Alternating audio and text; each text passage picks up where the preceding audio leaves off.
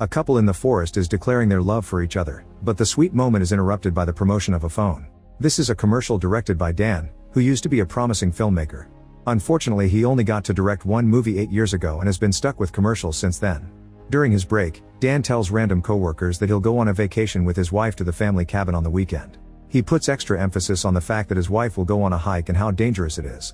After work, Dan gets in his car and makes a mysterious call to confirm that the plan is still on. On the passenger seat, there's a bag with a hacksaw, duct tape, and rope. Before going home, Dan visits his father Michael at the nursing home and tells him about his trip too, once again putting emphasis on how dangerous it is. On TV, there's a new report about 2 convicted killers who just escaped prison. At home, Dan hides his bag of tools in the trunk under a blanket. His neighbor Rachel sees him and wishes him happy hunting, which he finds odd. Then his wife Lisa joins him in the car and Dan announces very loudly that they're going hiking. Their relationship is tense and they're clearly annoyed by each other. During the trip, Dan and Lisa keep throwing passive-aggressive comments and changing the music. Lisa is an aspiring actress, so she pulls out a play script to read and to avoid talking to her husband. When she insults the director of the play, Dan thinks it's an indirect insult toward him and a new argument ensues. Eventually Lisa asks Dan to at least pretend to be happy so they can relax. When they finally arrive at the cabin, Lisa immediately starts drinking wine while Dan puts away their groceries. Then he goes to the basement and unlocks a cabinet to confirm that the hunting weapons are still there. He spends the rest of the day cleaning the place, but Lisa only rests. There's some food on the floor, which Dan blames on rats. He also notices that one of his sweaters is missing. Later the couple makes dinner together and Dan complains about the way Lisa chops garlic, causing another argument. Then they have their meal by the lake and Dan explains that he ordered special ingredients to make her favorite food because he wanted this dinner to be special. However, Lisa points out that steak isn't her favorite food, and they have another small argument. After dinner they play Scrabble and Lisa gets annoyed because Dan uses weird words nobody knows. After a short argument, Lisa goes to bed. Dan copes by drinking by the lake. The next morning, Dan goes around the woods putting rocks in his bag. Once it's full, he hides it in the boat. Next he takes out the tools from the trunk and gets them ready in the basement. After drinking to gain some bravery, Dan puts chloroform on a napkin and very slowly approaches Lisa. When he's about to attack, Lisa suddenly turns around and tases him in the chest, knocking him out. Moments later, Dan wakes up tied to a chair and with wet pants because he peed on himself. Lisa asks about the chloroform and Dan pretends it's cleaning fluid, but then she asks about the tools and the rocks in the boat. He tries to come up with excuses, however they sound stupid and Lisa leaves the table. When Dan tries picking up the hacksaw with his mouth, the handle comes off. Lisa comes back with a gun and loads it before pointing it at him. She theorizes that he was planning to sedate her and tie her to the rocks to make her sink in the lake, but she doesn't understand what the saw is for. Dan explains that since bodies float, he was planning to chop her off and throw the pieces in the lake with the rocks. His story would be that she wandered off into the forest and never came back.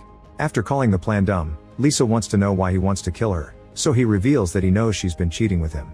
Lisa points out that they haven't gotten naughty in 2 years, and the last time was only their hands. Dan snaps and says he stopped touching her because she always criticized everything he did, which made him feel small. He wants a wife, not to feel like he married his mom. This makes Lisa snap back, saying she wants a man and not a toddler who doesn't have their things together. She also reveals she came to this trip with a plan too. Yesterday Lisa told Rachel that Dan would be hunting this weekend, punting emphasis on how dangerous it was. Their conversation was interrupted by Henry, an old friend of Dan who spent some time in prison. The couple helped him out by paying him to do some chores. In the present, Lisa explains that she planned to make Dan take her out hunting, pretend she tripped, and shoot him by accident. Dan thinks it would have never worked because she's a bad actress and the police wouldn't have believed her. Lisa thinks they wouldn't have believed him either, so they start acting sad about each other's deaths to prove they can do it. Dan manages to cry first, so Lisa hits him in the face with the gun and considers shooting him now. At that moment Henry appears behind her, so Dan keeps repeating it's hammer time until Henry finally hits her with a hammer to knock her out. 5 days ago, Dan and Henry met in an amusement park so the noise would cover up their conversation. Henry agreed to help Dan get rid of Lisa's body for the right amount of money, so Dan explained that Lisa was insured for $100,000 and he'd give him half. Henry also asked to hang out more and a document detailing this deal, which of course Henry wouldn't give him. In the present, Lisa wakes up tied to a chair in the basement. She easily removes the tape on one arm so Henry rushes to add more. Dan wants to know why Lisa wants to kill him, so she calls him controlling, weak, and insecure. He pushed her to quit her job where she was making real money to make her focus on acting, but he wouldn't even give her a role in his movie. All she wanted was love and support, but Dan lost all their money, the car, and the house. Even if she divorced him, she'd never get away from the debt. Now Dan reacts and thinks she wants to kill him for the insurance money, ignoring all the other things she said. Henry mentions that he's getting $50,000 and Lisa tries to tell him the policy is actually for more, but Dan covers her head with a bag. As Lisa struggles to breathe, Henry points a gun at Dan and forces him to remove the bag. Lisa reveals that the policy is for $1 million and promises to give Henry half if he shoots Dan now. A desperate Dan offers even more money, so Lisa offers all of it. An argument ensues as they both keep offering things to Henry, like spending more time together. Tired of all the talking, Dan pushes Lisa and jumps on Henry to fight him for the gun. In the struggle, they shoot a jukebox and music plays while they fight. Lisa manages to remove the tape and rushes to get the gun when it falls, but Dan fights her for it. They keep spitting on each other's faces and Henry tries to calm them down, but the gun is accidentally fired and he falls dead. Lisa and Dan argue over whose fault it is and Dan realizes he has the gun now, so he hits Lisa before she runs away. Dan chases her to the kitchen and dodges a knife she throws at him. When he tries to shoot her, he's out of ammo, so he hits her with the gun to knock her down. While he reloads, Lisa stabs his foot with a knife, so Dan throws a pot in return. It breaks the window and falls outside, but it's still distracting enough for Dan to jump on Lisa and fight her for the gun. She pushes the table on his foot, so the resulting pain allows her to get the gun back. After Dan throws the knife, another chase begins. In the bedroom, Dan tackles Lisa and they fight over the gun again, this time accidentally shooting the ceiling. To their shock, they hear a scream. Suddenly the ceiling breaks and 3 people fall through, knocking the couple out. 3 days ago, Allegra, Pete and Todd escaped from prison. They ran through the woods, only stopping to camp at night. Eventually they found the cabin and easily got inside because the key was on top of the door. It was they who took clothes from the closet and ate the food, dirtying up the place. Allegra and Pete got dirty on the table while Todd watched TV right next to them. They agreed to stay in the cabin for a few days until everyone forgot about them, but when the couple arrived, they were forced to hide in the attic. Allegra wanted to kill them in their sleep, however Pete wanted to lie low. She had no choice but to relieve herself in a can. When they were bored, they played charades. The moment the couple shot at the ceiling, they hit Todd in the butt, causing him to jump around until the ceiling broke. In the present, the criminals have tied up Dan and Lisa to chairs in the basement. They've also wrapped Henry before getting rid of the body. To keep their victims dehumanized, Pete names them Ron and Hermione. He asks them if it felt good to kill Henry, but they insist it was an accident and start arguing even now. When Dan asks the criminals what they want, Pete explains that he and Todd were in prison for 7 years and Allegra was their corrections officer. Allegra and Pete fell in love, so she helped them escape. Now Pete wants some money, but he found only a few bucks in their bullets. Lisa swears they don't have more because Dan isn't good with money, and they start arguing again. Then Allegra frees Dan, saying that they'll play a game she and the other guards played in prison. 2 prisoners were thrown in the laundry room and had to struggle in a circle to see who could overpower the other first to do the naughty. The giver got cigarettes, the receiver only got done. Todd draws a circle on the basement floor and Dan is thrown into it. The men start wrestling and Dan manages to hit Todd in his gunshot wound, allowing him to run out of the circle. The criminals quickly capture him and throw him on the pool table, where they lower his pants. When Todd is about to take advantage of Dan, Pete stops him and asks about the movie poster on the wall. Dan reveals that it's the film he directed, and Pete gets very excited because he loves that movie. Pete shares that he watched it multiple times in prison and complains about the ending, so Dan explains that the executives forced him to change it. After Pete compliments Dan's directing skills, he tells Todd to go ahead. However, Todd's groin isn't waking up and he throws Dan back in the circle. Allegra gets ready to shoot him, so Lisa yells that she has $50,000 in a private account. She swears they can have it all in the morning when the bank opens. The criminals take the deal and tie the couple up for the night. Later Allegra removes the bullet from Todd's butt. Then they make a plan to kill the couple after getting the money and to reach the border without getting caught. Pete wants to get rid of the car after killing the couple, but Allegra sees it as a personal dig and argues with him until she leaves the room. In the basement, Lisa remembers how much in love she used to be with Dan and wonders how they got here. She realizes she secretly wanted Dan to learn about her affair because she wanted him to fight for their relationship, and she apologizes. Dan doesn't answer, instead he kicks the net in the pool table to make a ball fall. Then he screams until Todd comes to the basement, and Dan tells him he has to go to the bathroom. Before untying him, Todd squeezes Dan's groin as a warning. When he guides him to the bathroom, he first removes the lid from the toilet to avoid an attack. While Dan does his thing, Todd teases a terrified Lisa with the "I'm not touching you" game. Soon Dan comes out and Todd notices that one of his feet is bare. Dan hits him with the pool ball that he's hidden in his sock to knock him out. Afterward, Dan gives Todd's knife to Lisa and sneaks upstairs, where Pete is apologizing to Allegra and she asks to get naughty again. Soon Lisa frees herself and goes upstairs as well. When Todd takes too long, Pete and Allegra go to the basement and wake him up. At that moment Lisa runs outside and the noise alerts the criminals, who immediately come after her. The group splits to look for the couple, so Lisa takes the chance to check the car. Unfortunately the keys aren't there, so she has to go back inside to look for them. At the same time, Todd's flashlight runs out of batteries and returns to the house too, so he catches Lisa red-handed. He makes her drop the knife and takes the boat keys before announcing that the deal is over. As Dan slowly approaches, a desperate Lisa tells Todd that she's pregnant and she didn't say anything before because Dan isn't the father. Todd doesn't believe her and is about to shoot her anyway, so Dan jumps on him and stabs him in the shoulder with a figurine. The gun falls and the resulting gunshot alerts Allegra and Pete. Then Todd punches Dan and throws the figurine at his head, making him fall. Dan reaches for the gun and Todd fights him for it, so Lisa appears behind him to bite a piece of his ear off.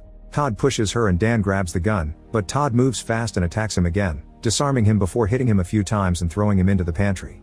Todd also throws Lisa into a cabinet, so she grabs the bleach bottle and sprays his eyes. Then Lisa breaks a jar on his head and rubs his face on the broken glass before kicking him a few times.